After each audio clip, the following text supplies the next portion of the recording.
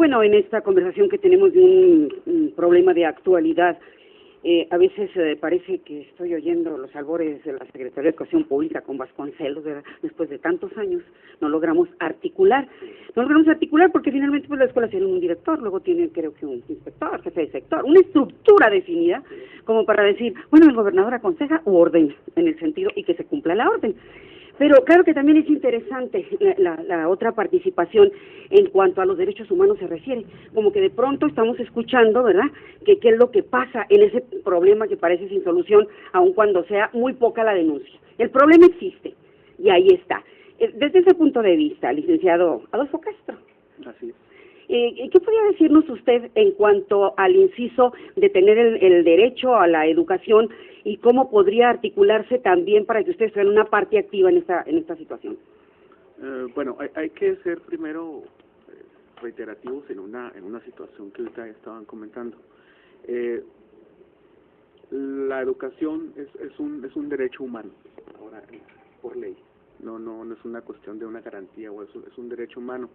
Y el cual el Congreso de la Unión, tanto los diputados federales y el Senado de la República, hicieron unas reformas al respecto este año precisamente, y sobreentendido en cuanto a las cuotas famosas que, bueno, ellos ya llamaron como donaciones, ¿verdad?, o contraprestaciones que se puedan dar, y en los cuales están prohibidas por ley, tanto en la Constitución, como en la Ley General de Educación Federal, como en la ley estatal.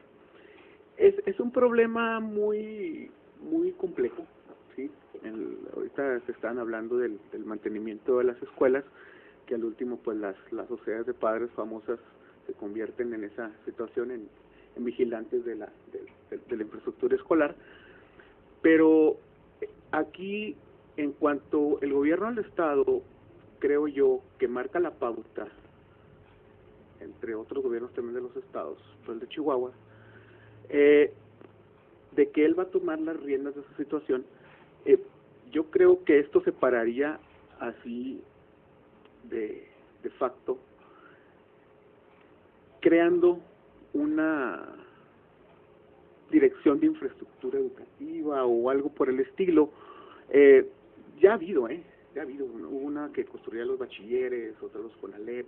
Entonces yo creo que se puede construir una dirección al respecto para la infraestructura de las escuelas, que yo creo que es el problema más grave que creo que tienen los padres, que no tienen el aire, el clima, la ventana, el agua, no sé, lo básico, y que la sociedad de padres ahora sí se dedicara para su función del otro 50%, que es integrarse a la educación de sus hijos, junto con los maestros.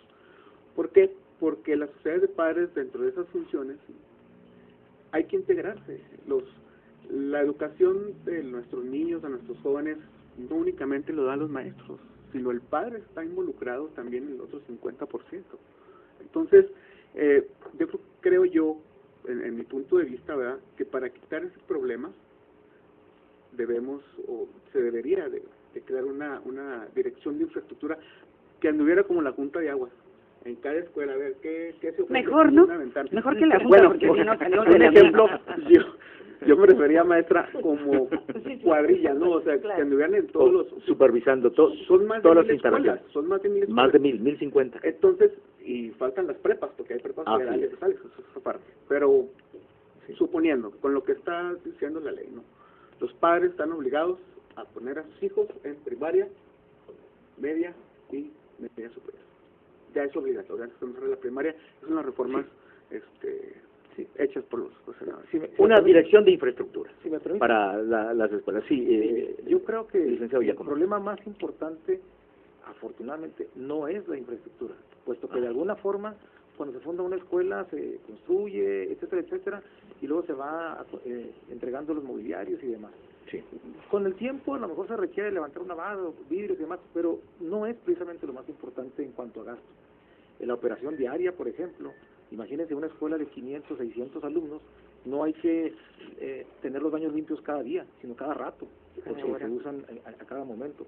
El mantenimiento de aire, de calefacciones, el gas, etcétera, etcétera. La vigilancia, el tener un intendente, que debo decirlo, muchísimas escuelas no lo tienen. O sea, ese tipo de gasto que va más allá de la infraestructura, porque a lo mejor esta infraestructura es importante, pero se dará allá cada vez, más lejana, ¿no? Trabajamos con lo que tenemos, pero aún así, a diario se requiere una inversión para poder tener las condiciones necesarias. Pero los padres de familia también debieran participar en los contenidos, en la educación, en el proceso educativo, en supervisar el cumplimiento de los mismos, o sea, no solamente en la cuestión material. Claro. Licenciado López.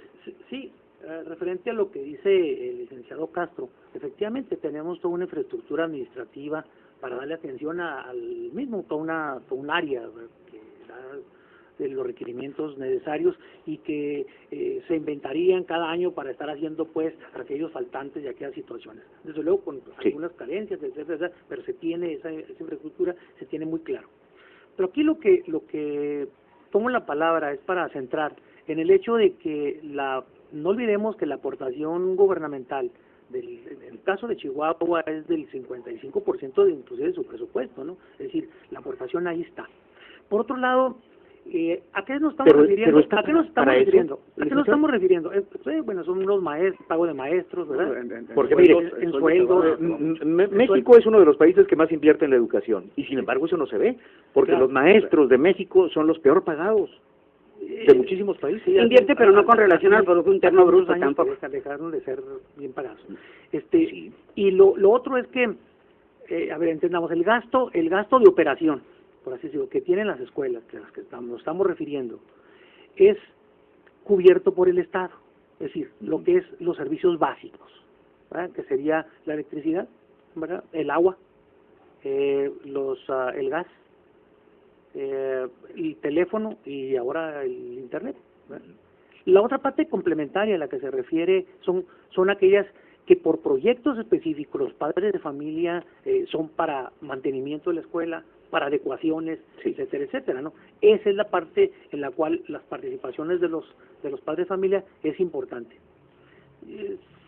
Yo les comento en forma muy trivial lo que me ha tocado con los padres de familia y algunas experiencias que me han tocado. Mire, por ejemplo, en algunos casos se dice, bueno, ¿por qué no hacemos algunas actividades como estábamos acostumbrados en algunas... durante vender tamales, enchiladas, las kermeses, etcétera, para que fueran los profesores, y ahora, para ser tamaleros.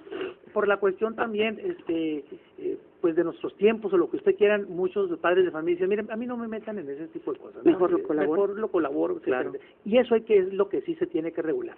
Eso es lo que se tiene que operar. Así es. Pero han pasado 2 años, licenciado, y no se llega a una solución en que este problema ya no sea tan reiterativo. Mucha burocracia, volvemos con eso. Vamos a una